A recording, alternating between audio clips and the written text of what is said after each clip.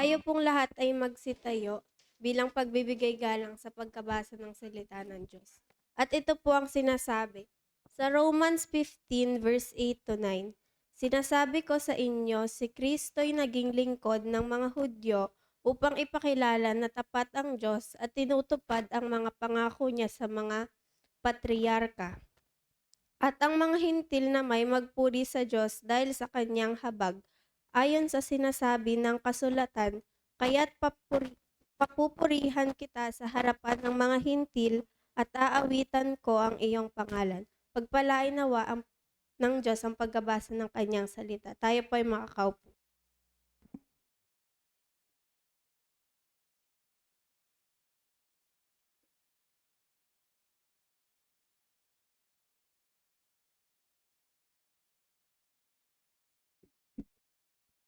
Ayan. Blessed Sunday po sa ating lahat. Masaya ka ba na nandito ang lahat? Masaya ka ba na nandito yung katabi mo? Sabihin mo nga na masaya ako at nandito ka. Masaya ako nandito ka. Masaya ba? Ayan. Praise God. Kumusta po ang inyong mga date kahapon? Para sa mga may asawa at may future. Future husband and wife. So, kayo po ba ay nakatanggap ng mga mababangong bulaklak? Parang walang sumasagot ah. Masaya po ba kayo? Valentine's Hearts Day. Hearts Day. We call it Hearts Day. No? Rather than Valentine's Day dahil may root yung Valentine sa pagan practice. So mamaya dadaanan natin yon. But for now, pag-usapan natin ang pag-ibig. Yan. Alam kong ang mga kabataan gustong marinig to. Papagalitan kayo ngayon. De joke lang. Biro lamang po. Ayan, pag-ibig. Ang pag-ibig ay maraming iba't ibang types. So pag-usapan natin ano yung iba't ibang uri ng pag-ibig. Sige, next natin. So, merong 8 uri na akong nakita. So, 8 types. Pero ang pag-uusapan lang natin dyan ay yung 4 na naka-highlight dito, which is yung agape, philia, eros, tsaka storge. Storge daw ang basa dyan. So, agape, philia, eros, at storge. Itong iba dito, na-encounter din natin sila, pero hindi sila masyadong highlight dahil usually mga types of love na, for example, itong mania ay obsessive, di ba? Parang hindi ibang topic na siya. Ibang pag-usapan na lang natin siya sa ibang topic. So, self-love, nandyan yan sa mga hindi natin pag-usapan yun. Pag-usapan natin ngayon, yung mga nabanggit sa Bible. Okay? So, una sa ating pag-usapan ay yung philia or tinatawag na friendship love. So, friendship love. Sino po dito ang maraming mga friends sa Facebook? Sa Facebook. Sa totoong buhay, marami po ba tayong mga friends? No, sa mga friends natin, iba't iba yung level niyan ng friendship natin. Merong close friends, merong acquaintance, may best friend, may girlfriend at boyfriend. Kasama pa rin siya sa friendship. Mamaya malalaman natin bakit sa friendship pa rin kasama yon. Boyfriend at girlfriend na. Di ba? Mamaya malalaman natin. Pero ngayon, pag-usapan muna natin yung friendship love. No? Saan naman kaya sa Biblia matatagpuan itong philia or yung friendship love? No? Sige, brotherly love ang ginamit doon sa Romans chapter 12 verse 10. Actually, ang ginamit doon ay hindi mismong philia na word. No? Ang ginamit doon ay Philadelphia. It's an adjective, no? Ang root niya ay yung philia. Adjective siya na nagde-describe ng love, which is brotherly. No? So, sabi sa Romans 12 verse 10, love one another with brotherly affection or Philadelphia. Outdo one another in showing honor. So, yun yung philia. Love na friendship type. No? May mga pinapakita tayong actions towards our friends na hindi natin pinapakita sa family. May iba't ibang uri nga kasi, di ba? So itong mga pinapakita natin sa friends natin, ang tawag doon ay philia. Yung concern mo sa kanya, yung care mo sa kanya, ang tawag doon ay philia. Actually, si philia, medyo parehas sila nung susunod natin pag-uusapan, which is yung next, storge. Yung storge. Ang storge ay familial love naman siya.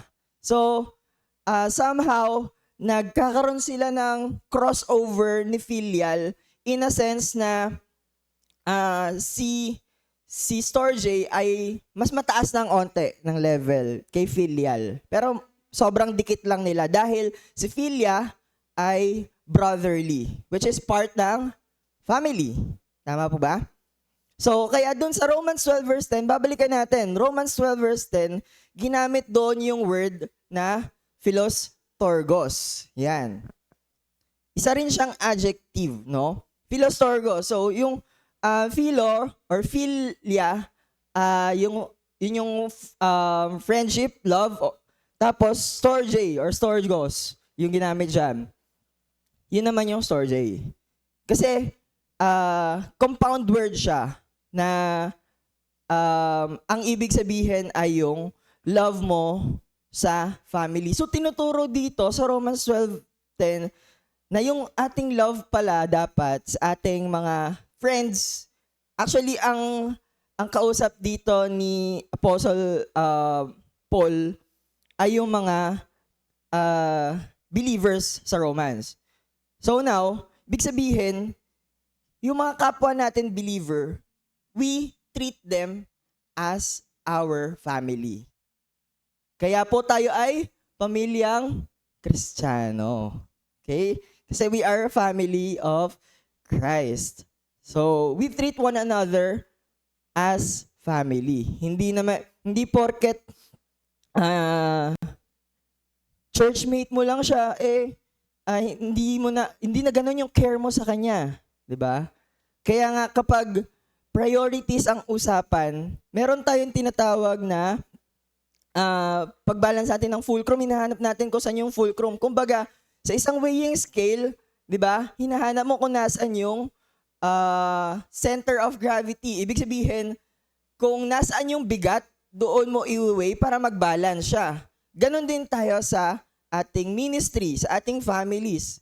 Usually, yung need, mas mataas yung need doon sa biological family mo. Sometimes yung need, mas mataas sa spiritual family mo. 'Di ba? Ganon natin binabalance yung ating family kasi both are our family. Okay? So, ganon siya dinidescribe sa Romans. We should treat one another with brotherly affection. Filial, friendship, at the same time, brotherly. We are family. Okay? Outdo one another in showing honor. Now, doon naman tayo sa ibang level naman ng love. Next ay eros. No? Itong eros, ayan, siya'y uri ng romantic love or passionate love. Actually, akala ko dito, itong eros, basta in love ka sa tao, ito na yung meron. Basta na-fall ka sa kanya, ganyan. Yung mga boyfriend-girlfriend relationship, ito na. So, bago yon, pag-usapan muna natin, ano ba yung eros? Saan ba galing yan? Kasi yung eros na word, wala yan sa Bible. Hindi siya nabanggit sa Bible. Ang eros ay isang Greek god. No? Siya ay isang Greek god na kilala din sa pangalan na Cupid sa Roman. So, si Cupid ang ano niya, katumbas niya sa Roman world, no? So kaya pala may Valentines. Actually, yun. Okay? From pagan practice, inadapt ng Roman Catholics kasi merong martyr na ang pangalan ay Valentines or Valentinus, parang ganon. Tapos, doon nag-root itong Valentine's Day, which is, andun si Cupid, di ba, namamana ng puso. Isipin mo, pinana yung puso mo, di ba masakit yun? Bakit ginagawa natin ano? So, si Cupid or si Eros ay Greek god of love or Roman god of love. And hindi siya na-mention sa Bible. Pero, hindi naman ibig sabihin nun ay hindi pinakita sa Bible yung ganitong type of love. Actually, pinakita siya sa Songs of Solomon. Usually, kung familiar kayo dun sa Songs of Solomon, ito yung mga matatalinhaga na ginagamit sa panliligaw na mga verses. Ito yung mga very sweet, physical showing of love. Talagang dyan yung in love na in love. Pag in love ka, ito yung binabasa mo talaga. Yung Songs of Solomon. Now, sa Bible, hina-highlight na ang Eros ay gift of God sa married couples. It is for married couples dahil yung Eros, meron siyang deep affection, intimate affection, physical towards one another. That is why, sinasabi ko kanina, na ang boyfriend at girlfriend ay limited pa lang sa philia. Dahil hindi pa silang pwede pumasok sa Eros dahil ang Eros lamang ay mag-a-apply sa married couples. No? Ito ay para lamang sa mga kasal. Okay? Kung in-apply nyo to nang hindi pa kayo kasal, yun ang mali. Nagiging sin siya. Okay? So, ngayon, segue lang tayo ng onte. Nabanggit siya ng Eros ay gift of God sa mga married couples. Now, alam natin na sa Bible, ang inaalaw lang na ikasal ay yung babae at lalaki. God disapproves homosexuality or same-sex marriage. God disapproves of same-sex marriage. Therefore, hindi natin tinotolerate ang homosexuality. Actually, hindi direct na sinabi sa Bible ang same-sex marriage. Actually, ang term doon ay homosexuality. Or dinescribe doon. Tignan natin. Sabi sa Leviticus 18 verse 22, "You shall not lie with a male as with a woman. It is an abomination." Medyo kulang pa yung nalagay kong verse dito. Pero ang tinutukoy dyan, if you are a male, you should not lie sa kapwa mo male. Kapwa mo lalaki. If you are a woman, you should not lie with another woman. That is abomination. Kasalanan po iyon. Eto, dito, sa next verse natin, mas malinaw. Sa 1 Corinthians 6 verse 9. "Or do you not know that the unrighteous will not inherit the kingdom of God? Do not be deceived, neither the sexually immoral, nor idolaters, nor adulterers, nor men who practice homosexuality."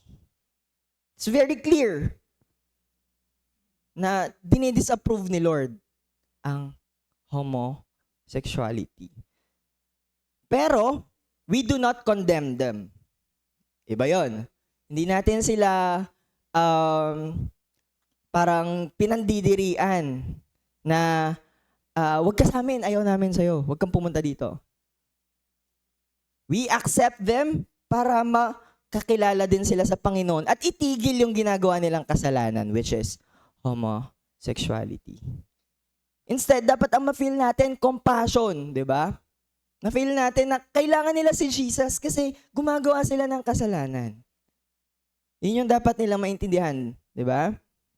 So, they need Jesus. Kaya, hindi natin tinotolerate, Pero hindi rin naman natin sila nilalayuan, no? We treat them the same as other sinners na gusto nating makakilala sa Panginoon, no? So, yung love na na-receive mo from God, yun yung ipapakita mo sa kanila. Marirealize nila, makukonvict sila, susunod sila sa Panginoon. Ngayon, pag-usapan natin yung love of God, no?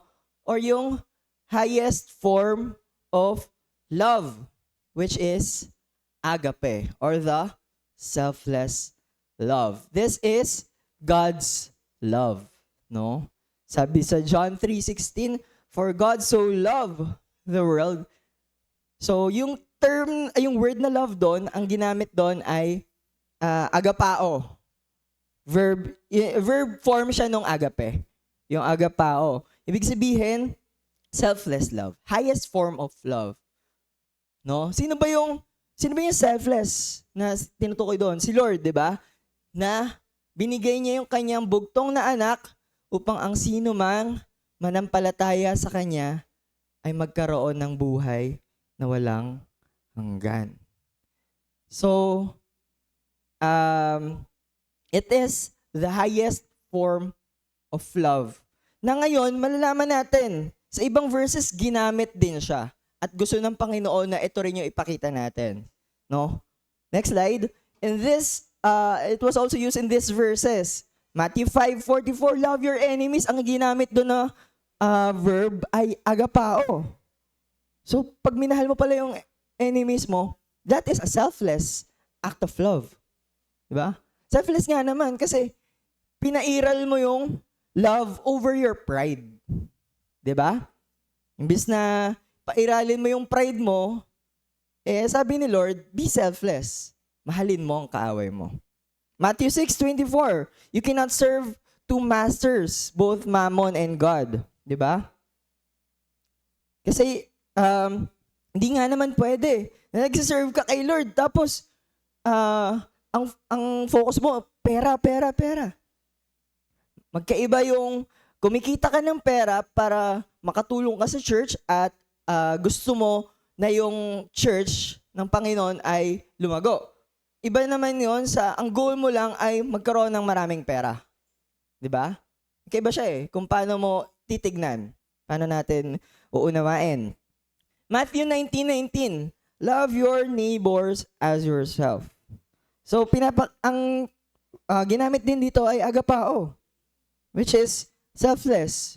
So, when we love our neighbors, selfless pa rin. Ganon din sa John 15:12. Ang ginamit din dyan ay agapao. Love one another as I have loved you. As I have loved you, which is si Jesus. Siya yung nagpakita nung love na yon at the cross. Nung namatay siya sa cross at muling nabuhay para sa atin. Diba? So, that was a selfless act of love and the highest form of love. So, ngayon, ang tanong sa atin, willing ka ba na mamatay para sa iyong kapatid? Mamaya, tulak mo pa siya pag mababangga ka. So, ang point ko lang naman po dito is, ang gusto ng Panginoon ipagawa sa atin, itong love na to. No? Katulad nung pinakita niya sa cross. Na siya ay namatay at muling nabuhay para sa atin. Of course, hindi na tayo magpapapako sa cross. Gusto kitong pakita sa'yo na mahal kita, kaya papapako sa cross. Hindi. Papapakita mo yung love na yon through sharing the gospel. 'Di ba? Ayaw mo na siya ay mapahamak. Ayaw mo na siya ay mapuntay sa impyerno.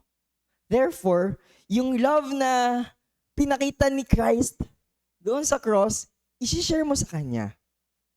Diba? Deserve niya yung love ng Panginoon. Deserve niya yung love, ay ma-feel, ma-experience yung love na yun. Makakilala siya sa Panginoon. Diba? So, yun nga, lagi ko nga nami-mention yung sa story nung sa boss ko na parang sobrang nalulungkot ako nung marinig ko yung sinabi niya na parang nalulungkot siya, natatakot siya kasi hindi nga nagkaroon ng parang sin of confession yung father niya nung namatay. Walang assurance. Tayo, ngayon, gusto natin na yung ating family, ating friends, ay hindi maka-feel ng ganong takot na paano kapag namatay ako, walang assurance. Meron tayong assurance at yun ay si Jesus, no? At handa tayo na ipakita itong type of love na ito para sa kanila, no? Sabi nga ni Jesus, 'di ba? Sa John 15:12-13, my command is this: love each other as I have loved you. Greater love has no one than this, to lay down one's life for one's friends. So, very clear, 'di ba? Na katulad ng pinakita ni Jesus sa cross, yung selfless act of love, ganun din yung gusto niya na ipakita natin sa iba. No? That we show the greatest form of love. Na tayo, mahalin natin, love one another. Diba? Love God, love one another, make disciples. So, malinaw po sa atin ngayon na sa ating love, or as we celebrate yung Love Month, the best type or act of love, katulad nung ginawa ni Jesus. At yun yung i-share natin yun sa iba. No? Pakita natin sa kanila at paalam natin sa kanila yung ginawa ng Panginoon sa krus. At ganoon naman tayo sa ating kapwa believers na papakita natin yung selfless act of love. Ayun lamang po, at to God be the glory.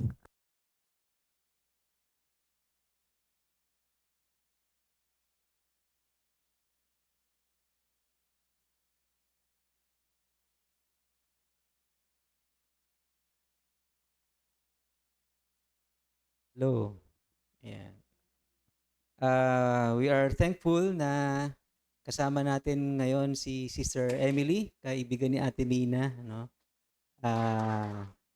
Galing sa ibang bansa, no, na nakapili natin ngayon. Ganon din, kasama ulit natin si Pastor Ogie Rambano na magbibigay sa atin ng testimony ngayon.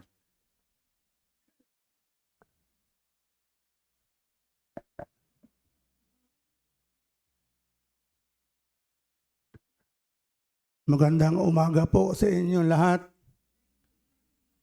Ako ay nagpapasalamat at last Sunday na banggit sa akin ni Pastor. Matagal ko nang kakilala yan, maski sa ABCI, magkakilala kami yan. Tungkol yung sa akin, ang gusto kong ibigay sa inyo, testify sa inyo, kung ano ba ang ginawa ng Panginoon sa akin. Naniniwala ako na kapag ang Panginoon ay kumilos sa atin, walang sino man pwedeng umawat sa atin. Alam niyo, nung hindi ko pa kilala ang Panginoon, wala akong plano mag-asawa. Bakit ako mag-asawa? Pwede naman akong mag-girlfriend. Sa totoo lang, bakit? Kasi nga, yung nanay ko at tatay ko naghiwalay.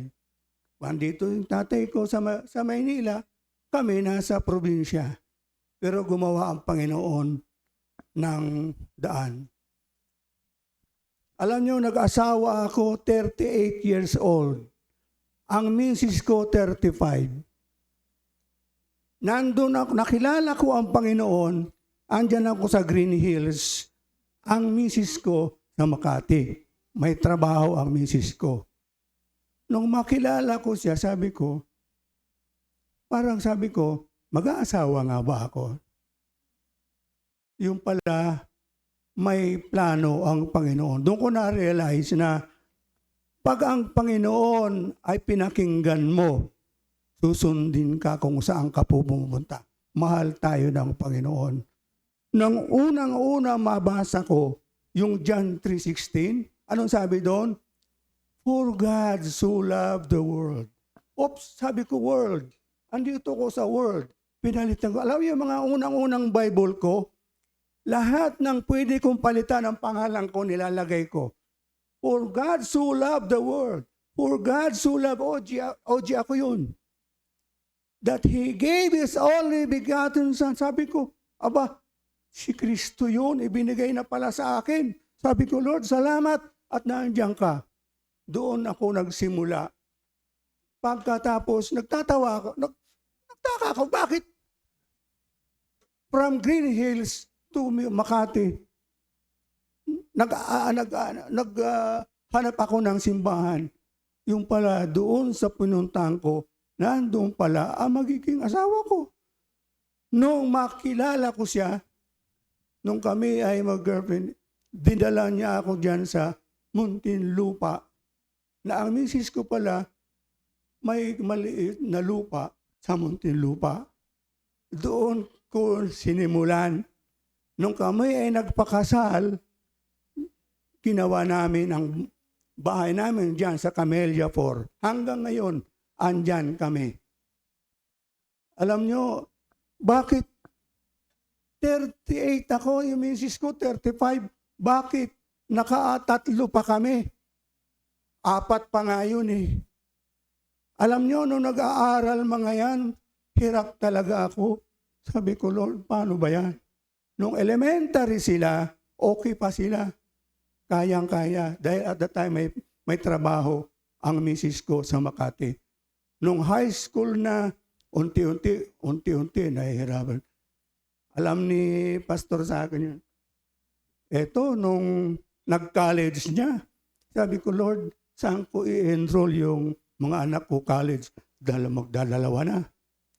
Alam nyo, nakilala ko yung presidente ng Lyceum. Lyceum, nandun pa yun sa may Putatan. Nung mag-uusap kami, kasi sabi ko, paano kaya yun, sir? Dalawa ang magka-college ko pero mukhang mahihirapan ako. Alam nyo ang sabi niya sa akin? Pastor, dalhin mo rito yung anak mo. I-enroll natin yan. Pagka may problema ka, kausapin ako. Puntahan mo ako. Tamang-tama, punong nag-aaral na mga anak ko. Pagka kulang ng pera, gagawa ako ng note. Aprobahan niya. Sabi ko, Lord, salamat. Doon ko na-realize. Nakatapos ang panganay ko 2014. Nakatapos yung sumunod ko 2015. Andyan sa Alabang yung panganay ko, nagsarili siya. Dalaga pa ho yun. Baka gusto niyo mag-apply. Ay. Yung pangalawa ko po,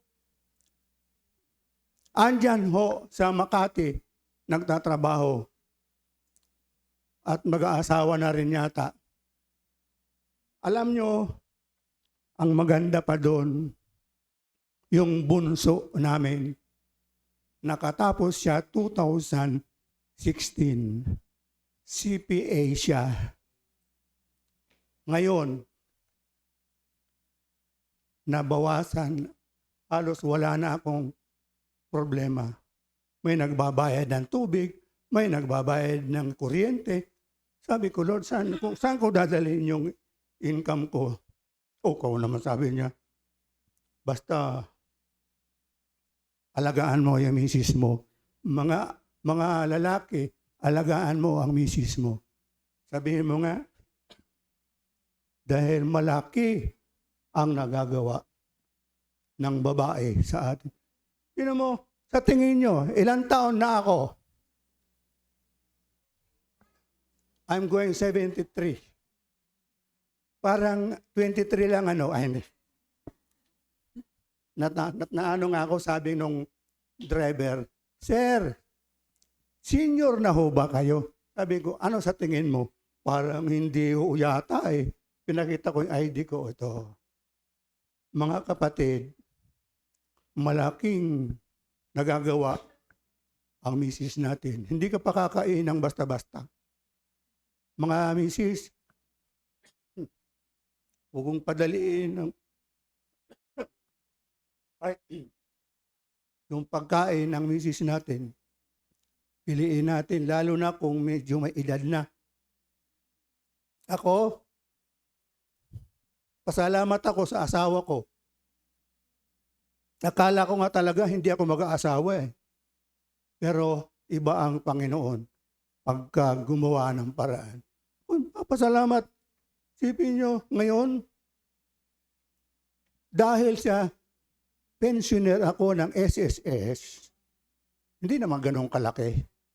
Pero hindi katulad noon na may mga estudyante pa ako, hirap ako pa kami mag-asa. Pero ngayon, sabi ko nga Lord, kahit anong oras kukunin mo ako, okay lang. Kasi, salamat naman. Nagpapasalamat ako sa Panginoon dahil ginabayan niya kami. Sipin natin, di naman kami mayaman. Pero ako'y nagpapasalamat. Nakatapos yung mga anak ko dahil sa Panginoon. Amen? So, yun lang po. Pero sa susunod, may sasabihin pa rin ako. Kasi 5 minutes lang daw yun. Oo. Sa susunod, marami. Kasi pagka nagpatuloy ako, baka hindi tayo abutin ng hanggang bukas siguro to. Marami akong dapat ikwento sa inyo. Bakit nangyari ito? It is because the Lord Jesus Christ buhay ang ating Panginoon. Amen? Salamat sa Panginoon.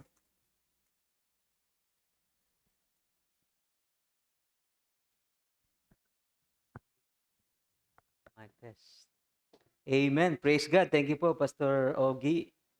At I'm sure yung mga singles dito ay lumakas ng loob at nagkaroon ng lubos na pag-asa na ang Diyos ay kikilos sa kanilang buhay. Amen po. Kanina nabanggit ni Brother Jervis yung sa mga homosexual, sa homosexuality. At salamat sa Panginoon kasi as I browse through dun sa mga reels na lumalabas ngayon, I came across itong isang reel na, or maraming reels na sa Amerika, nagkakaroon na ng pagkilos ang Panginoon para itama yung maling pag-iisip ng mga kapwa natin na inaakalang sila ay babae gayong sila ay lalaki, no? Or akala na sila ay lalaki gayong sila ay babae. So, kumikilos ang Panginoon at since yun ay Amerika, na karamihan sa mga Pilipino ay sinasabayan yung Western culture, I believe ginamit yun ng Panginoon or gagamitin yun ng Panginoon para tayong mga Pilipino ay sumunod na sa ginagawang pagbabago ng Panginoon sa Amerika. Kaya praise God for that. Ano po?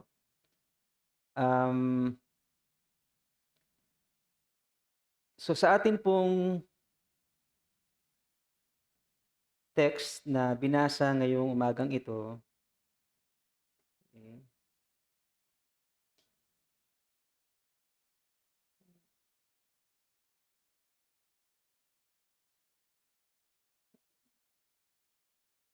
sa Romans chapter 15 verses 8 to 9, sinasabi ko sa inyo, si Kristo'y naging lingkod ng mga Hudyo upang ipakilala na tapat ang Diyos at tinutupad ang mga pangako niya sa mga patriarka. At ang mga hentil na may magpuri sa Diyos dahil sa kanyang habag. Ayon sa sinasabi ng kasulatan, kaya't pupurihin kita sa harapan ng mga hentil at aawitan ko ang iyong pangalan.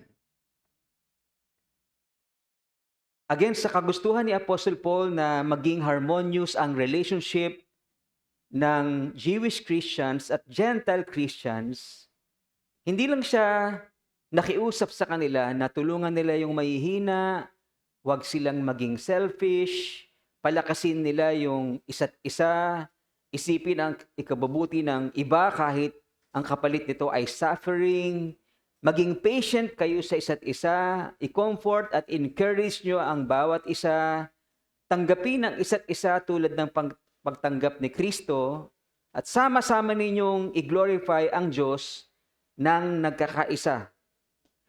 Pero bukod dito, sa mga pakiusap na ito ni Apostle Paul, sa ating text ay ipinagpatuloy ni Apostle Paul ang paliwanag na si Jesus ay naglingkod sa mga Hudyo para ipakita ang katapatan ng Diyos sa kanyang pangako.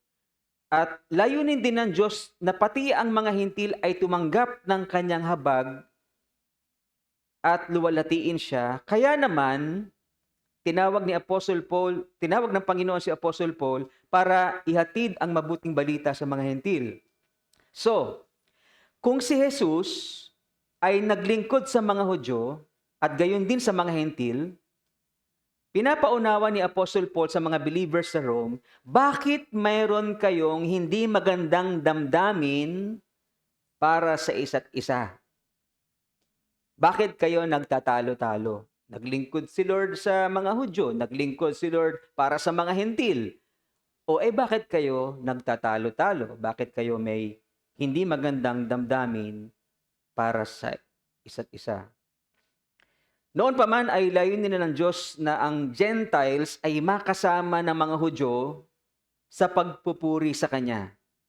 Magalak sa Diyos na kasama nila. Magkaroon ng pag-asa katulad nila. At pagharian ng Diyos kasama nila. So, ano yung sinasabi ni Apostol Paul sa kanila? Ipakita niyo sa Diyos kung ano yung gusto niyang makita niya sa inyo. Okay? Yan ang point ni Apostle Paul sa ating text. So, ano yung message ng Panginoon para sa atin? God's message for us. Parang ayaw gumana, Jervis.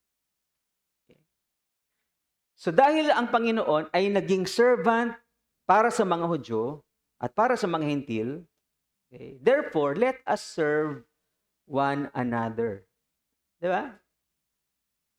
At hindi lang yon, dahil ang Diyos ay naging gracious pareho sa mga Hudyo at pareho din sa mga Hentil, therefore, let us be gracious to one another. At dahil ang plano ng Diyos ever since ay yung mga hentil ay kasamang maggalak sa Diyos, kasama ng mga Hudyo. So therefore, let's find joy in being together. Pangatlo. And then pang-apat, dahil yung mga Hudyo at ang mga hentil ay parehong umaasa sa Diyos, ang gusto sabihin sa atin ng Panginoon, let us be filled with hope. Ito yung mensahe ng Panginoon para sa atin. Let us serve one another. Let us be gracious towards one another. Let us find joy in being together and let's be filled with hope. Ang ating focus ay dun sa unang bullet. Let us serve one another. Okay? So ang word ni Lord para sa atin, let us serve one another, for Christ became a servant for us. Let's bow our heads and let's pray. Heavenly Father, we thank you for this morning, Panginoon. Salamat po sa pribilehiyo na kami ay makapagpuri sa iyo at makinig sa inyong mga salita at matuto sa inyong paanan sa pamagitan ng inyong lingkod. I pray that you would bless us, Panginoon. Holy Spirit, we pray that you would speak to us and lead us in all truth, Panginoon. At gamitin niyo po ako bilang inyong lingkod. At magunawaan namin, Panginoon, ang plano mo sa amin na kami ay maglingkuran sa isa't isa. Sa pangalan ni Jesus, Amen. Okay? So, Romans 15, verse 8. For I tell you that Christ became a servant to the circumcised to show God's faithfulness in order to confirm the promises given to the patriarchs. Sa Good News Bible, ang translation niya ay, I tell you that Christ's life for service was on behalf of the Jews. Now, before we dive in dun po sa application na binagit ko po kanina, sa ating text na ito, mapapansin natin na merong gustong ipakita sa atin sa mga salitang ito tungkol sa kung sino ang Diyos. Okay, sino ang Diyos sa ating text? Una, makita natin sa ating text na ang Diyos ay may puso na mapaglingkod. At hindi lang yon sa panahon ni Kristo, God has always been willing to serve. Meron siyang puso na mapaglingkod. In creation, sinigurado ng Panginoon sa creation na ang unang tao at unang lalaki at unang babae ay merong makakain. Genesis 1:29, I have provided all kinds of grain and all kinds of fruit for you to eat. Pinaglingkuran ng Diyos si Eva at Adan sa pamagitan ng paghahanda or pagbibigay ng pagkain sa kanila. In Egypt, ang Diyos ay naglingkod sa mga Israelites na kanyang bayang pinili sa pamagitan ng pagliligtas sa kanila mula sa slavery. Sa wilderness, nung ang mga tao ay naghahanap ng pagkain, humihingi ng pagkain dahil sila'y nagugutom, binigyan sila ng Diyos ng tinapay, ng meat, at ng water na kanilang maiinom. Sa pag-conquer nila ng land of Canaan, ang Diyos ay naglingkod sa kanyang bayan by destroying the enemies with His power and might. At para patahimikin yung mga kalaban at mga false prophets, ang Diyos ay naglingkod sa kanyang signs and wonders. At after 70 years ng captivity sa Babylon, ang Panginoon Diyos ay naglingkod sa kanyang bayan by setting them free. So ang ating Diyos ay merong pusong mapaglingkod at hindi siya tumitigil sa paglilingkod.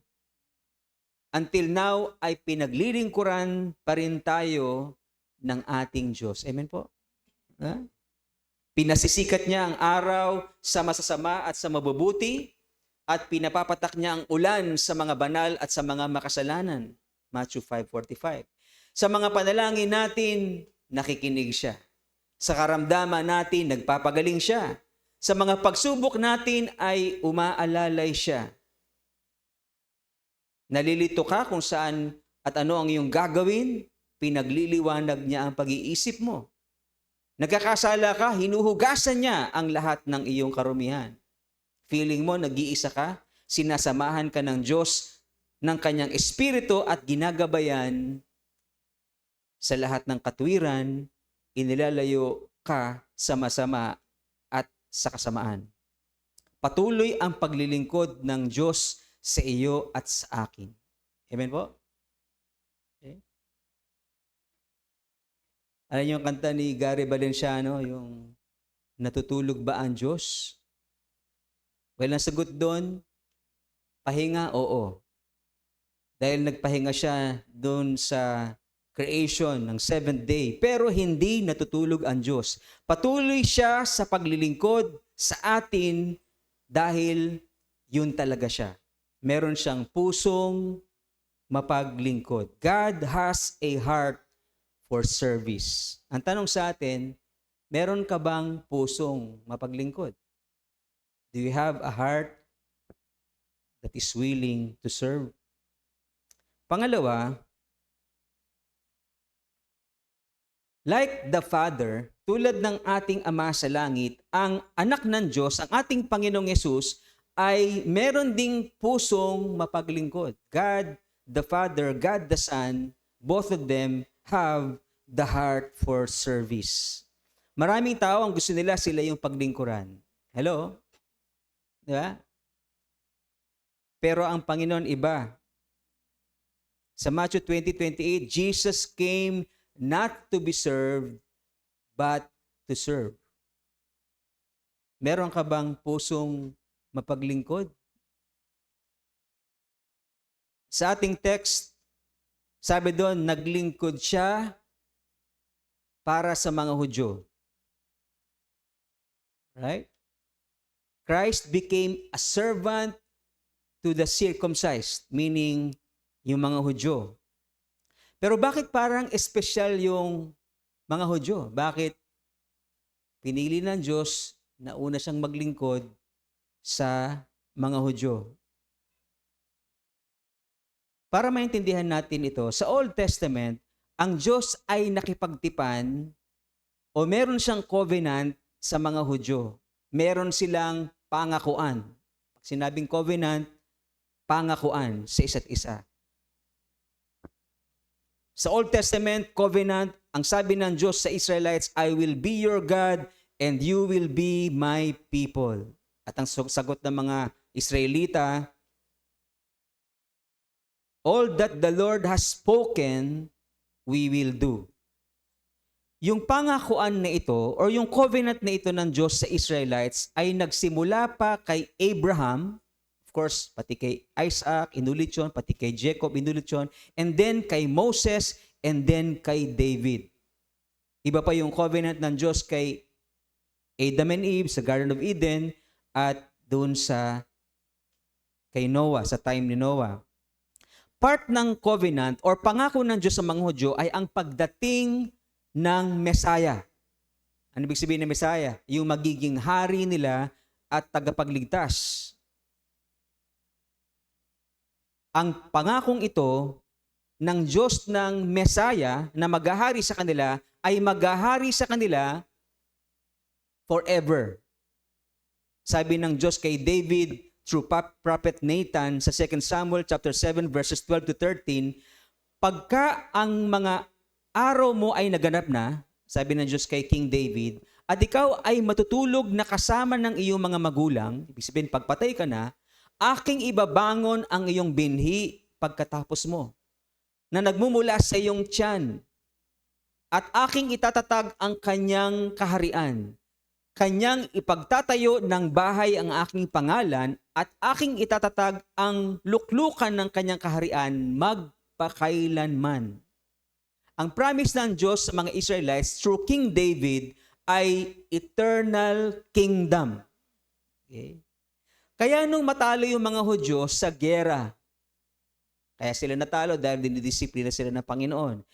Kaya nung sila'y matalo sa gera, para nagtataka sila sapagkat ang pangako ng Diyos sa kanila ay eternal kingdom. Maghahari ang Diyos sa kanila, maghahari ang Messiah kasama nila ng walang hanggan. Pero natalo sila sa gera at nawala ang kanilang kaharian. Naging alipin sila sa ibang bansa. Kaya mula nun ay ine-expect nila, inaasahan nila yung pangakong yun ng Diyos na merong maghahari sa kanila isang Messiah na ang kaharian niya ay walang hanggan. Kaya nung dumating na si Jesus bilang Messiah na kanilang hari at tagapagligtas, merong dalawang bulag na naniwala kay Jesus. Sa Matthew chapter 9 verses 27 to 29, pag alis ni Jesus sa lugar na iyon, sinusundan-sundan siya ng dalawang lalaking bulag. Sumisigaw sila na ang wika, anak ni David. Di ba yung darating na Messiah ay magmumula sa lahi ni David? Di ba? Yung dalawang bulag na ito ay sumisigaw sa kanila, sumisigaw sa karamihan nang sinasabi nila, anak ni David, mahabag kayo sa amin. Pagpasok ni Jesus sa bahay, lumapit sa kanya ang mga bulag, tinanong sila ni Jesus, naniniwala ba kayo na magagawa ko ito? Opo, Panginoon, sagot nila. Tinawag nilang hindi lang anak ni David, si Jesus, kundi Lord, we believe. At hinipon niya ang kanilang mga mata at sinabi, mangyari sa inyo ang gayon ayon sa inyong paniniwala. Praise God. Okay? Buti pa yung dalawang bulag ay naniwala na si Jesus ang promised Messiah. Karamihan sa mga Hudyo sa panahon ng dalawang bulag na ito ay hindi naniniwala na si Jesus na yung ipinangako ng Diyos na darating upang maghari sa kanila at magligtas kasama ng mga kaparian at ng mga Saduseyo at ng mga Pariseo. Why? Dahil hindi nila maintindihan na ang pagdating ng Messiah ay hindi lang upang maghari sa kanila, kundi upang mag-suffer para sa kanila. Isaiah chapter 52 verses 13 to 14, sinabi ni Yahweh, ang lingkod ko, walang iba kundi ang Messiah, ang Panginoong Yesus, na darating ay magtatagumpay sa kanyang gawain, mababantog siya at dadakilain. Marami ang nagitla nang siya'y makita dahil ang pagkabugbog sa kanya'y halos di makilala kung siya'y tao. And then sa 53 verse 3 ng Isaiah, hinamak siya ng mga tao at tinakwil, nakadanas siya ng sakit at hirap, wala man lang nagtapon ng sulyap sa kanya, hindi natin siya pinansin, para siyang walang kabuluhan. Kanino nangyari yon? Sa ating Panginoong Yesus doon sa krus ng Kalbaryo. Dito nanggagaling si Apostle Paul. Sa Romans chapter 15 verse 8 nating binasa, for I tell you that Christ became a servant to the circumcised, to the Jews, to show God's faithfulness. Naging tapat ang Diyos sa kanyang pangako. Ang pangako niyang Messiah na magliligtas sa kanila at maghahari sa kanila ay dumating na. Yun ay walang iba kundi ang Panginoong Yesus. At ang pagdating ni Jesus ay alang-alang sa mga Hudyo para matupad ang pangako ng Diyos sa kanila upang sila'y iligtas ng isang hari na walang iba kundi ang ating Panginoong Jesus. Naglingkod si Jesus alang-alang sa kaligtasan ng mga Hudyo, una sa lahat, at maging na mga Hentil. Now, paano naglingkod ang ating Panginoong Jesucristo sa mga Hudyo? Naglingkod ang Panginoong Jesus bilang carpenter para isustain ang kanyang earthly family na mga Hudyo. Naglingkod siya bilang teacher at tinuruan ang 12 pinili niya mula sa mga Hudyo. At nagturo din siya sa karamihang mga Hudyo ng ilang panahon. Naglingkod siya bilang miracle worker. Ginawa niyang alak ang tubig, pinagaling niya ang mga may sakit, nag-cast out siya ng demons, binuhay niya ang mga namatay upang maintindihan ng mga Hudyo na siya na yung promised Messiah. And especially doon sa krus, naglingkod ang ating Panginoon sa mga Hudyo by being or becoming a suffering servant upang bigyan ang mga Hudyo at maging ang mga Hentil ng pag-asa, ng kapatawaran at ng buhay na walang hanggan. Jesus has the heart of a servant. Ikaw, meron ka bang puso na marunong maglingkod? Paano naglingkod ang Panginoon sa mga Hentil? Well, pinagaling ng ating Panginoong Jesus ang isang servant ng isang Gentile Roman officer dahil sa kanyang pananalig. Pinagaling ni Jesus ang anak ng isang Canaanite dahil sa kanyang pananalig at pagpupumilit. Pinalayas ni Jesus ang masamang espiritu sa isang demonyak sa isang region ng Gentile sa Gerasenes. Sa ministry ni Jesus sa Decapolis, lugar ng mga Hentil, ay pinagaling niya ang isang bingi. Sa balon ni Jacob ay nagminister ang Panginoong Yesus sa isang Samaritan woman na half Jew and half Gentile. At tinawag ni Jesus si Pablo para paglingkuran ng mga Hudyo at mga Hentil upang maipangaral ang mabuting balita sa kanila. Jesus has the heart of a servant. Ikaw, meron ka bang puso na handang maglingkod. So who is God in our text? Ang Diyos natin ay may puso sa paglilingkod since the beginning, at ang anak ng Diyos, ang ating Panginoong Hesus, ay may puso sa paglilingkod. Therefore, number 3, ang Diyos natin na may pusong mapaglingkod, na naghahangad na yung larawan niya ay maging larawan natin, gusto ng Diyos na ikaw at ako ay magkaroon ng isang servant heart. Pusong handang maglingkod. Alam niyo ba na yung ating katawan ay nilikha ng Diyos in such a way na ito ay pwedeng maglingkod. Binigyan tayo ng isipan para alam natin mag-isip. Binigyan tayo ng bibig para alam nating magsalita at kung ano yung dapat gawin. Binigyan tayo ng katawan para makapaglingkod. Kaya naman, nung sinabi ng Diyos kay Adan na kanyang i-cultivate ang Garden of Eden, merong kakayanan ang tao, si Adan, na maglingkod. Ang problema, ang ating katawan ay custom fit para maglingkod, pero ang ating puso ay may problema sa pag-uugali. Ating puso ay may attitude, pangit na attitude in serving. We complain pag tayo ay inuutusan. We don't give our best pagka tayo ay naglilingkod. Nandadaya tayo sa mga pinaglilingkuran natin at nagiging tamad tayo minsan sa ating ginagawang paglilingkod. That's why God wants to transform us into His image. He wants to change our heart to become like His. Isang puso na mapaglingkod. Now, tingnan natin ng ilang mga reality check tungkol sa paglilingkod. Number 1, kung ang puso mo ay walang desire maglingkod para sa iba, wala kang heart of service, for service. Maraming tao ang mapapagod sa iyo. Di ba? Lahat tayo ay dumanas maging kabataan at nasanay na paglingkuran. Hello, youth? Hanggang ngayon ba ay sanay pa rin kayo na kayo ang pinaglilingkuran ng inyong mga magulang? Ang problema, hindi natuto ang iba na magkaroon ng heart for service. Nasanay tayo kasi, di ba? Na tayo ang pinaglilingkuran ng magulang.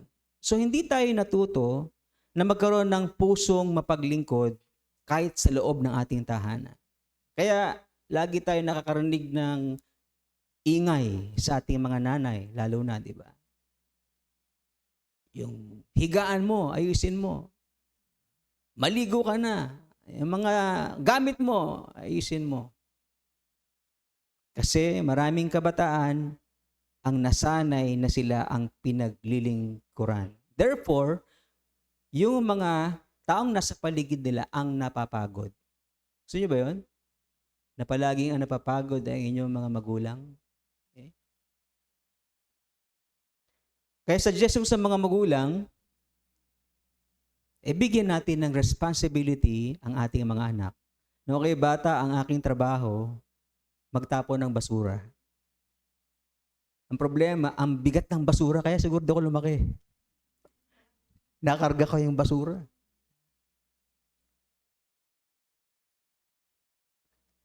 Pero syempre, yung trabahong ibibigay natin sa ating pamilya, sa loob ng tahanan, sa mga lalaki, mabibigat. Di ba? Sa mga babae, magagaan.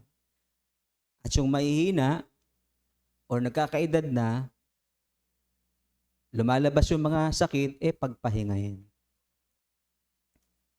Nung si Jesus ay bata pa, sa Luke chapter 2 verse 52, sabi doon, Jesus increased in wisdom and in stature and in favor with God and man. Ano ibig sabihin po nun? Ibig sabihin nun, si Jesus ay kinilugdan ng mga, hindi lang ng Diyos, Ama, kundi ng mga tao. Therefore, pati mga magulang niya. Kinalulugdan si Jesus sapagkat I'm sure sa loob ng kanyang tahanan, naglilingkod siya. So mga kabataan, tularan niyo si Jesus. Huwag niyong pagurin ang inyong mga magulang. At huwag kayong matuwa na palagi na lang sila ang napapagod. Maglingkod ka katulad ng ating Panginoong Yesus. Pangalawang reality check. Kung napapagod ka, halimbawa, kasi tamad yung mga ibang kasama mo sa bahay, ikaw ay lang yung napapagod madalas. Isipin mo na lang na hinuhubog ng Diyos ang puso mo para maging katulad ka ng Panginoon na merong heart for service. Kapag masipag ka at tamad yung iba, hindi ikaw yung talo. Sino yung talo? Sila ng mga tamad. Bakit? Sapagkat sabi sa Proverbs chapter 19 verse 15, go ahead, be lazy, sleep on, tulog ka lang, sige, but you will go hungry. Sino ang talo? Yung tamad. Ang tunay na born again ay may pagbabago na nangyayari sa kanyang buhay. Dahil binabago ng Diyos ang lahat ng sa kanya. Layunin ng Diyos na tayo maging Christ-like at part ng binabago ng Diyos sa puso natin ay magkaroon tayo ng pusong mapaglingkod. Truth is, nakakapagod maglingkod, di ba? Nakakapagod maglingkod. At that's basically normal.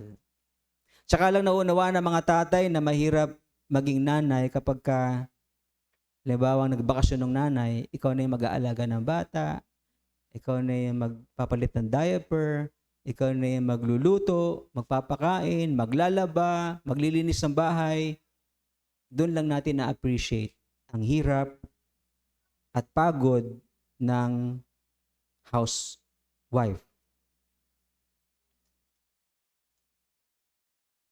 Bihira yung mga anak na nakakakita ng sakripisyo ng kanilang mga magulang para lang mabuhay sila at ang buong pamilya. Yung mga anak na grateful sa sacrifice ng magulang nila, sila yung tipong pinagtitimpla ng kape or juice ang kanilang mga magulang. Dahil ina-appreciate nila yung pagod ng kanilang mga magulang. Okay?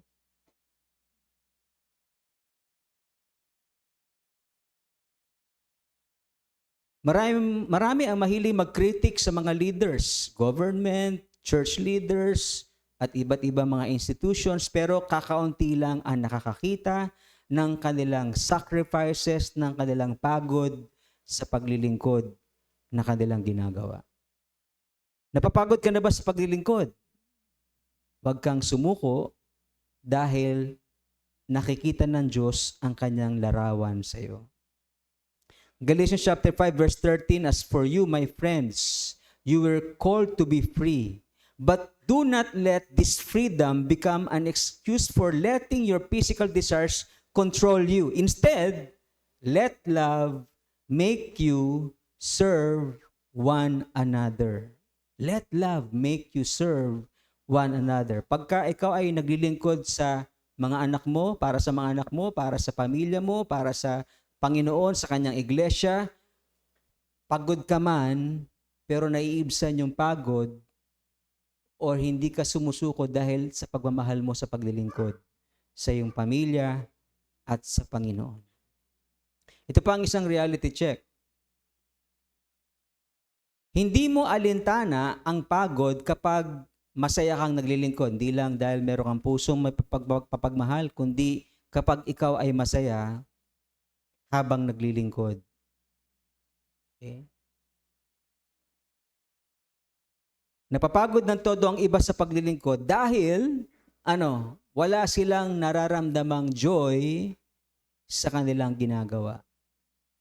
Hindi ko na malimutan, ako'y na born again. I was teenager then. Binago ng Diyos ang puso ko. Dati, pag inutusan ako, dadabog. Di ba? Typical lang sa mga kabataan. Di ba? Bakit hindi si kuya? Bakit hindi si ganito? Lagi na lang ako. Tapos gagawin nga, pero padabog.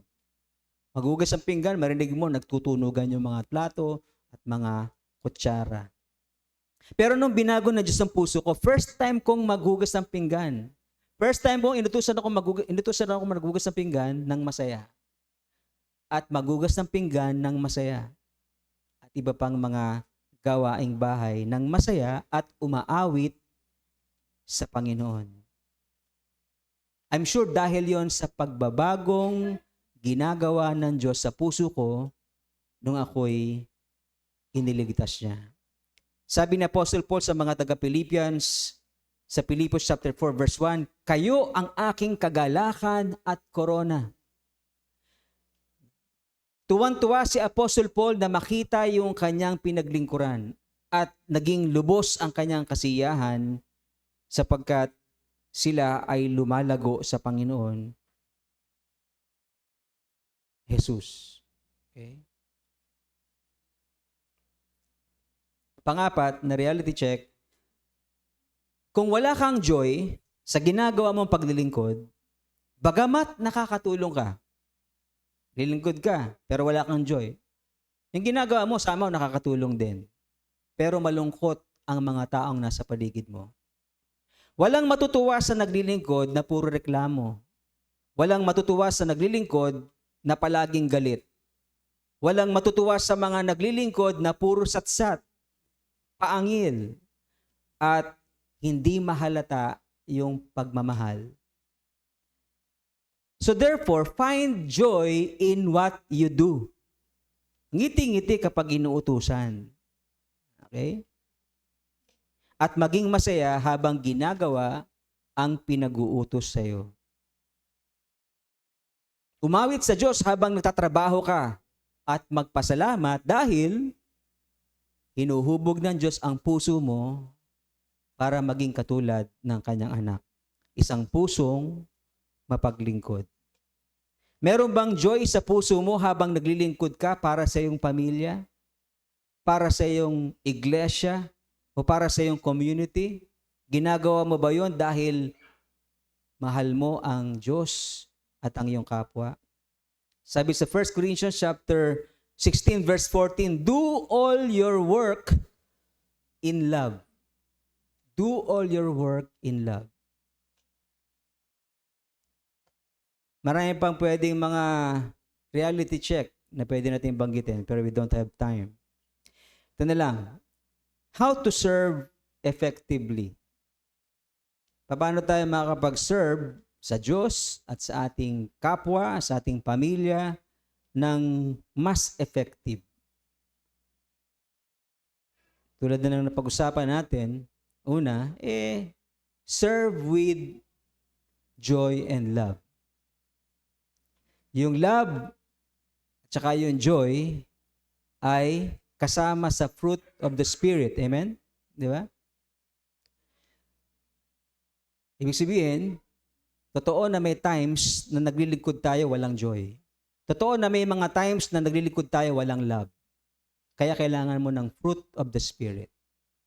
Pag naramdaman mo na wala kang joy sa paglilingkod, manalangin ka, Lord, bigyan mo ako ng saya sa ginagawa ko.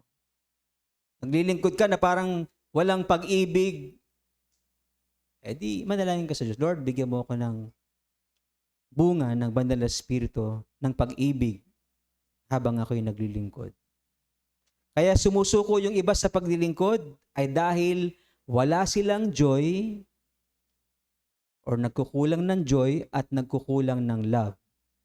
So serve God and others with joy. Serve God and others with love. Pangalawa, letter E, expect nothing in return. Pag maglilingkod ka, para maging effective kang lingkod, don't expect anything in return. Yung iba, kaya sila naglilingkod para makakuha ng something, di ba? Kaya nagpapakitang gilas sa magulang para bigyan ng extra allowance, di ba? Pagka ganun ang motive, at pag hindi mo sila nabigyan, tatama rin na yun. Okay? So maglingkod ka ng walang hinihinging kapalit. Siyempre, ibang usapan yung negosyo tsaka trabaho, di ba? Kailangan mo maglingkod bilang karpintero, hindi naman yun expect nating in return. Kailangan nilang mabuhay, kaya may bayad talaga yon. Ito pong expect nating in return ay applicable dun sa voluntary work. May negosyo ka, may trabaho ka, yung lagpas dun sa iyong oras, ibigay mo na. Expect nating in return. And God will bless you for that. Letter R. How to serve effectively. Remember to please God than men. Colossians 3:23, whatever you do, work it with all your heart, as though you were working for the Lord and not for people. Iba, papansin sa kanilang mga pinaglilingkuran para mapansin at i-reward. Pero ano yung sinasabi ng Scripture? Maglingkod ka hindi para sa tao, kundi para sa Diyos. Doon ka lalong i-reward ng tao dahil sa iyong faithfulness sa paglilingkod. Kung di ka man i-reward ng mga tao, i-reward ka ng Diyos na nakakakita ng paglilingkod mo sa Kanya. Letter B. Value self as God's greatest asset bilang servant of God. Well, actually, hindi naman talaga tayo kailangan na ng Diyos kung tutuusin, di ba? Kaya niyang gawin lahat. Pero hindi niya piniling ganun yung mangyari. Tinawag niya tayo upang maglingkod para sa Kanya at para sa isa't isa. Kaya para sa Diyos, mahalaga ka. Meron kang worth, meron kang value. Mahalaga ka sa church. Importante ka sa church. Kaya ipaglingkod mo ang buhay mo para sa Kanya. We function as a church dahil sa volunteerism, di ba? Kung full-time, kulang tayo para, kung sa mga mega churches kaya nila yon, tayo hindi natin kayang magkaroon ng maraming full-time, di ba? Kaya, praise God, nagpa-function pa rin tayo as a church. Bakit? Because of volunteerism na sila ay hindi nag-expect ng anumang kapalit. Amen po? Okay? At i-reward sila ng Diyos dahil doon. Ayun yung panghuli. Expect God's condemnation, God's commendation, yung pangalawa, condemnation, rebuke, and reward as His servant. Yung commendation muna, di ba? Expect God's commendation. Marami, tayo kasi pag maglilingkod tayo, gusto natin napapansin yung ginagawa natin, di ba? Pag hindi na napansin, tayong tatampo Di ba? Ngayon, maramdaman mo man yun at walang nakapansin ng ginagawa mo, napapansin ka ng Diyos. God will commend you for what you are doing. Kaya hindi mo kailangan ng commendation ng tao kasi hindi naman ka naman naglilingkod para sa kanila, naglilingkod ka para sa Diyos. Kaya hindi ka na kailangan magdamdam. Di ba? Kaya hindi ako mahilig mag-commend. Kasi kaya ko gagawin yon para sipagin kayo. Nagiging masipag kayo dahil mahal nyo ang Diyos na pinaglilingkuran nyo at mahal nyo ang kapwa nyo na pinilingkuran nyo. At hindi ka nag-iisip na kayo mapansin sapagkat alam mong ang commendation ng Diyos ay enough. Although siyempre, nagpapasalamat pa rin tayo sa mga paglilingkod na ginagawa ng bawat isa. Sa paglilingkod, yung pangalawa yung condemnation, rebuke. Sinama ko yun kasi isipin ba't ako pinigilang maglingkod? O, diba? Well, ang Diyos somehow, nire-rebuke din tayo sa mali natin habang naglilingkod tayo. Okay? At ibabalik niya tayo sa paglilingkod sa panahon na makita niyang humble na tayo. Okay? Humble na tayo. Hindi lang yun. Pag tayo naglingkod sa Panginoon, ng buong puso natin, ng buong lakas natin, God will reward us for our good deeds. Habang tayo nagtatapat, minsan pa nga, hindi nga tapat, di ba? Pero pinagpapala pa rin tayo ng Diyos. Nire-reward ng Diyos ang lahat ng ginagawa natin para sa Kanya. Hindi niya kakalimutan yon. Nagsimula ako maglingkod, teenager. As I look back, yung mga blessings na tinatanggap namin ngayon, doon pa nagsimula yon nung naglingkod ako nung teenager ako. And I'm still expecting for God's reward, both earthly and heavenly reward, sapagkat yun ang pangako ng Panginoon. In closing, so Romans chapter 15, 8-9, I tell you that Christ's life for service was on behalf of the Jews and also of the Gentiles. So therefore, nakita natin na ang Diyos na pinaglilingkuran natin ay may pusong mapaglingkod. Katulad ng Ama, ang Anak ay meron ding pusong mapaglingkod. Kaya naman ikaw at ako ay inaasahan ng Diyos na maglingkod. Let's serve one another tulad ng ating Panginoon na merong heart for service. Sabi mo sa katabi mo, salamat naman at paglilingkuran mo ako. At paglilingkuran din kita. Paglilingkuran din kita. Okay, let's all stand up and let's thank the Lord for this morning.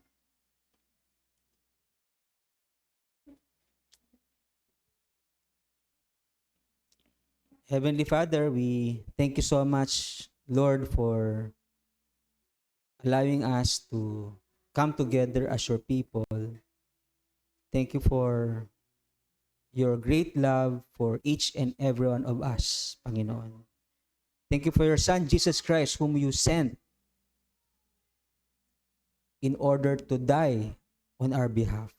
Thank you for your Holy Spirit, whom you sent to be our guide in all truth, to convict us from our sins, and to lead us to repentance. Naintindihan namin ngayon na kayo ay may pusong mapaglingkod tulad ng inyong anak. At ang layunin mo sa bawat isa sa amin ay maglingkod sa isa't isa. Sa inyo, una sa lahat, at sa bawat isa sa amin, Panginoon. Patawarin niyo kami sa mga pagkakataong kami ay nagdadabog, kami ay nagrereklamo, kami ay nandadaya sa aming mga ginagawang paglilingkuran sa isa't isa. Salamat sapagkat handa mong baguhin ang aming puso. Kaya naman, Lord, kami po ay nahahanda rin na baguhin mo ang puso namin para po maalis yung mga pagrereklamo sa aming paglilingkod, maalis yung mga hindi magandang pag-uugali sa aming puso habang kami naglilingkod, Panginoon. Kundi habang kami naglilingkod, magkaroon kami ng joy, magkaroon kami ng love sa ginagawa namin, Panginoon. At determination na kahit wala makapansin sa amin, dahil napapansin mo kami, Panginoon, sapat na yon. At salamat sapagkat sa mga paglilingkod na ginawa na namin in the past at gagawin pa, i-reward mo ang lahat ng yon. Hindi mo nakakalimutan ang mga sacrifices and love of your people, Panginoon, in availing themselves, O God, for service in your kingdom. Salamat po sa pangako mong mga pagpapala.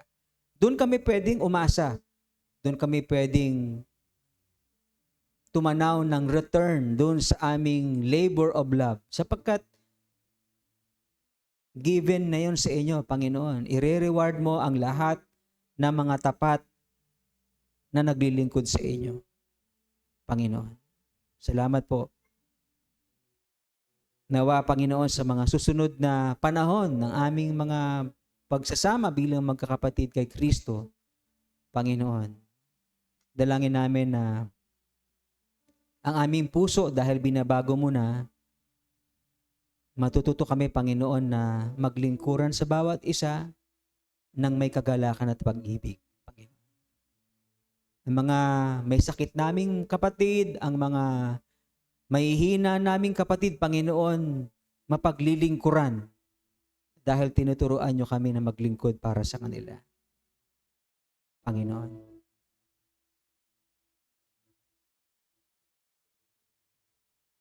Patuloy po, Panginoon, na aming sinusuko ang aming buhay sa inyo. Baguhin niyo kaming patuloy at gamitin sa inyong kaluwalhatian. Ang aming church, pinapanalangin namin sa inyo na kaming lahat ay mapuno ng pagmamahalan sa bawat isa, pagtutulungan sa isa't isa, Panginoon. Tunay na pagkakapatiran, Panginoon, sa bawat isa.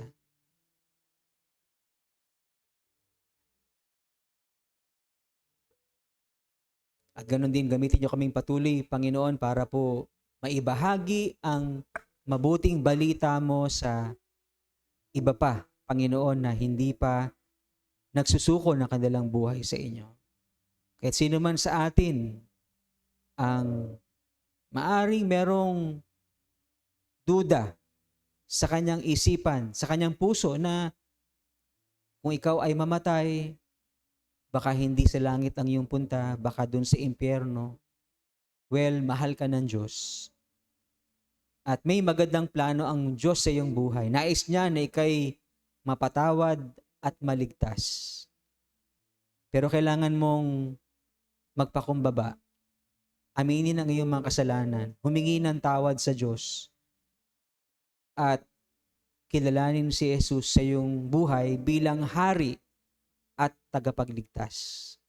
Kung magkagayon, papatawarin ka na Diyos sa lahat ng iyong mga kasalanan at ang kanyang pangako ng buhay na walang hanggan ay igagawad niya sa iyo. Just come to Him with a humble heart. Aminin mo ang iyong mga kasalanan sa kanyang harapan, humingi ka ng tawad sa kanya at ikaw ay kanyang papatawarin sapagkat yun ang sinabi niya sa kanyang salita. Kung ipapahayag mo ang iyong mga kasalanan, siya'y tapat at banal na uhugasan ka at lilinisin sa lahat ng iyong karumihan. God is faithful. God is going to fulfill His promise. He's going to cleanse you, forgive you from all your sins. Just come to Him in repentance and God will forgive you. Receive Him in your heart. Receive Him in your life as your King, as your Savior. Kung tatanggapin mo siya, kikilalanin at paghahariin sa iyong buhay, maghahari siya sa iyo. Kung tatanggapin mo siya at kikilalanin bilang tagapagligtas, ililigtas ka niya sa tiyak na kapahamakan. Just put your trust in Jesus Christ. Sapagkat sinabi niya sa kanyang salita, gayon na lamang ang pag-ibig ng Diyos sa sanlibutan kaya binigay niya ang kanyang bugtong na anak upang ang sinumang sa kanya'y sumampalataya ay hindi mapahamak. Hindi mapapahamak ang sinumang sasampalataya kay Jesus kung hindi bibigyan siya ng buhay na walang hanggan. And so I encourage you to put your trust in Jesus Christ as Lord and Savior of your life. Mula ngayon, dahil kinilala mo na siya bilang hari ng iyong buhay, hindi na ikaw yung masusunod. Kundi siya na ang masusunod sa iyong buhay. Kaya alamin mo yung kalooban ng Diyos. Kaya ka magbabasa ng Bible para malaman mo ang kalooban ng Diyos sa iyong buhay at siyang iyong lakaran sapagkat si Jesus ang hari ng iyong buhay. Let Jesus Christ rule and reign in your life. At bilang hari, ipagtatanggol ka niya. Bilang hari, iingatan ka niya. Bilang hari, ililigtas ka niya sa tiyak na kapahamakan. Lord, salamat po sa iyong dakilang pag-ibig. Salamat po sa iyong gospel, Panginoon, na nagtuturo sa amin na merong kaligtasan sa lahat ng mga nananalig sa inyong anak. Salamat po, Panginoon Diyos. Tulungan mo kami ng mensaheng ito, ng mabuting balita, ay maihatid namin sa iba pang mga tao. Panginoon. Ganon din, meron tayong mga dalangin, pasasalamat, kahilingan sa Kanya. Just come forward and I will pray for you. God is here in our midst and is more than willing to minister to each and every one of us. Just come forward meron kang pasasalamat sa Panginoon, dalangin, come forward and I will pray for you. Lord Jesus, we thank you for today, Lord. Thank you for your Holy Spirit who is in our midst, ministering to each and every one of us, Panginoon. Narito ang inyong mga anak, inyo po silang yakapin, Panginoon. At i-assure ng inyong presence and love. Nagpapasalamat ang iba sa amin sa kabutihan mo sa kanila, sa kaarawan na dinadag mo sa kanilang mga buhay, taon sa kanilang buhay, sa mga may anniversary sa kasal, sa kanilang pagsasama na kayo ang namamagitan at nagsusustain ng kanilang relationship. Panginoon, bless niyo po ang bawat isa sa kanila. Merong mga iba sa amin, may karamdaman, Panginoon, we pray in the name of Jesus Christ for your healing grace, for your healing touch to be upon us even today, Lord Jesus. Ipuin niyo po ang aming karamdaman sa pangalan ni Jesus. In Jesus' name. Meron sa aming nabibigatan sa kanyang kalooban sapagkat meron siyang matinding pagsubok na kinakaharap, Panginoon. I pray that you would grant, Lord, that he or she, ang iyong anak, Panginoon, ay i-assure mo, Panginoon, ng inyong tagumpay sa mga problemang kinakaharap po nila. Dahil kayo ay victorious, Panginoon, we can depend, Panginoon, sa inyo and put our trust in you that you are going to help us overcome and come out triumphant, Panginoon, sa aming mga pagsubok na dinadanas, Panginoon. Wala nawa miski man isa sa amin, Panginoon, na habang humaharap kami sa tukso't pagsubok ay kami madadapa at mawawalan ng tiwala sa inyo, Panginoon. Bigyan mo kami ng pananampalataya at turuang magtiwala sa inyo na habang kami nasa pagsubok, Panginoon, merong pag-asa na naghihintay sa amin ng inyong tugon at biyaya sa aming mga problema, Panginoon. Salamat po, Panginoon. Dalangin po namin ang aming mga kapatid sa bawat mga kabuhayan ng bawat isa. I pray that you would grant wisdom and blessings upon each one, Panginoon. At maging sa aming patuloy na pagharap sa mga pagsubok at tukso sa buhay, Panginoon. Hiling po namin ang inyong lakas sa aming mga katawang mahihina at sa aming Espiritu, Panginoon. Palakasin niyo kami, Panginoon, ng inyong Santong Espiritu. Fill us with your holy presence so that as we face trials of many kinds, Panginoon, we will overcome. We will come out victorious because you are with us and you are the ones strengthening us, Panginoon. Bless your name. We give you glory. We give you honor. Hayaan niyo po sa inyong lingkod ay ipataw ang inyong mayamang biyaya sa bawat isa sa Kanya na makapag-iingat sa iyo upang hindi ka magkasala at makapag-aharap sa iyo ng walang kapintasan na may malaking kagalakan sa Kanyang kaluwalhatian sa isang Diyos na ating tagapagligtas sa pamagitan ng ating Panginoong Jesucristo.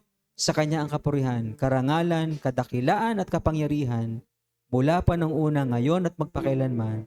And all of God's people say, Amen. And God bless everyone.